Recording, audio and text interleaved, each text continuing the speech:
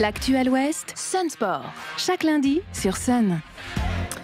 Et dans notre Sun Sport ce midi, on s'intéresse au sport au prisme de la recherche d'emploi, où l'idée qu'une pratique sportive et les compétences, les aptitudes que l'on développe dans ce cadre peut nous permettre de décrocher un travail. C'est en tout cas la raison d'être du dispositif du Stade vers l'emploi porté par Pôle emploi. L'un de ces événements est organisé à Machecoul demain. Notre invitée ce midi est Julie Glénadel. Bonjour. Bonjour. Vous êtes directrice de l'agence Pôle emploi de Machecoul.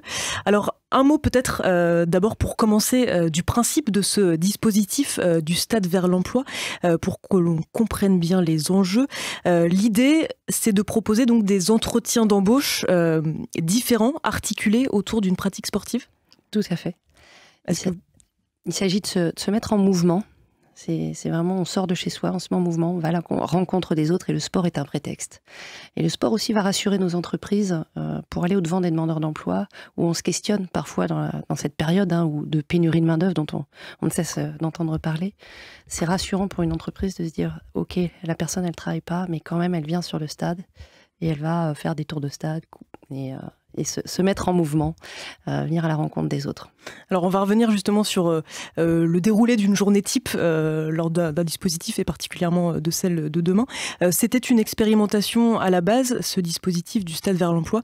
Il s'est pérennisé. Aujourd'hui, plusieurs événements sont organisés de manière régulière partout en France. Oui, depuis plusieurs années. Alors le Covid est aussi venu interrompre nos actions. Mais c'est un dispositif qui a vu le jour dans le nord de la France, si mes souvenirs sont bons, et aujourd'hui qui est porté par Pôle emploi et la Fédération française d'athlétisme, une convention nationale qui permet donc à des associations sportives, et nous c'est l'AR Sud-Lac de Saint-Philbert de Grandlieu qui nous soutient et qui va organiser toute la matinée sportive, qui organise également le déjeuner, un déjeuner convivial qui se veut donc animé par donc la FFA et l'AR Sud-Lac et 25 bénévoles. Et ensuite, l'après-midi, en job dating, on va dire atypique, et sortant des codes.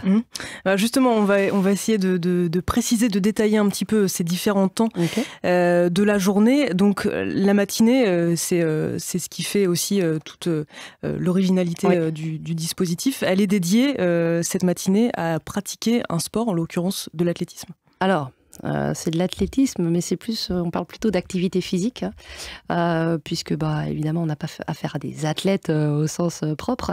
Il s'agit de s'ouvrir à tous, y compris même à des personnes qui peuvent avoir des handicaps. Et on est anonyme. Alors anonyme quoi? C'est-à-dire qu'on a nos prénoms, mais on ne sait pas qui recrute et qui cherche un emploi. Tout le monde est mélangé sur le terrain, tout le monde fait du sport ensemble par équipe de 10. Pas de compétition, pas de performance, on ne se met pas d'objectif. La seule envie, de partager du sport, de se mettre, comme je disais tout à l'heure, en mouvement, je me répète, mais c'est important. Et donc, c'est des petits ateliers de 10 minutes avec de la marche nordique, du main seat ball qu'on s'envoie. Et puis, toute cette matinée se termine par une épreuve de relais. C'est très sympa, le côté, je cours, je te passe le relais. Et ensuite, suivi d'un repas, et puis ensuite de quelque chose d'un peu plus habituel, on va dire, des entretiens. Alors là encore, en extérieur, qui change un petit peu aussi. Oui, et surtout, on n'a voulu aucun formalisme, en fait. Donc l'idée, c'est on vient en jean basket. On ne se rhabille pas en costume cravate l'après-midi, même si la cravate est de moins en moins en rigueur. C'est vraiment l'idée de se rencontrer, de créer du réseau aussi. Un chef d'entreprise a un gros réseau. Aujourd'hui, il y a beaucoup de besoins de main-d'œuvre. Et si moi, j'ai pas besoin, je rencontre une personne, je suis chef d'entreprise, je rencontre un chercheur d'emploi qui me dit « mais moi, j'ai telle et telle compétence ». Et puis, je l'ai vu, cette personne, sur le terrain. Je l'ai vu, comment elle s'impliquait dans l'activité sportive le matin, les jeux ludiques sous cette forme conviviale. Et donc, ça donne confiance dans Enfin voilà, c'est l'idée de tisser du lien, vraiment avant tout, entre recruteurs et chercheurs d'emploi pour créer des opportunités qui peuvent être là où on ne les attend pas. Donc du coup, le format du job dating de l'après-midi, on l'appelle job dating, mais on l'a renommé job dating café, mais vraiment l'idée c'est ça, ça peut être fait sur un coin on va avoir un super beau soleil, donc ça peut être fait sur un coin de pelouse, dans les gradins, ou alors autour d'un bureau, mais voilà, on sort des codes.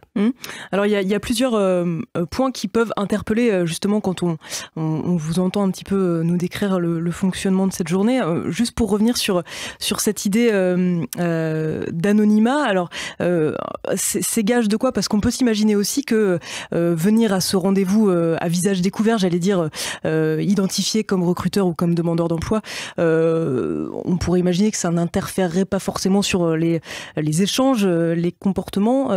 Là, quel est l'intérêt, je dirais, de ce choix?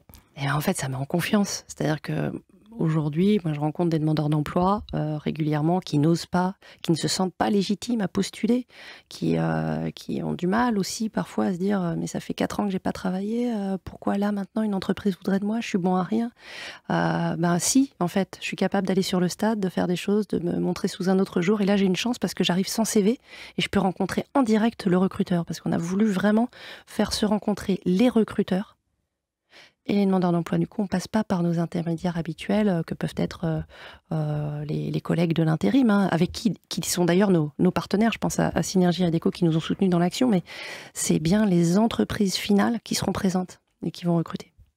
Même si donc on apprend plus tard dans la journée qui est effectivement recruteur et, voilà. Et qui est demandeur d'emploi. Donc on tombe les masques, on n'a que les prénoms le matin, c'est vraiment le côté convivial et sympathique, j'insiste, et même ludique. On peut travailler tout en s'amusant. Et puis le midi, autour du déjeuner offert par la FFA, les masques tombent. Et ensuite, on lance le job dating, une courte présentation. Chaque entreprise partenaire participante se présente.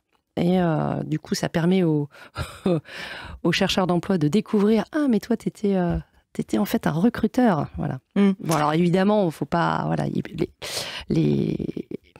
le recruteur peut apparaître, enfin voilà, il peut afficher un certain leadership le matin et du coup, on peut peut-être...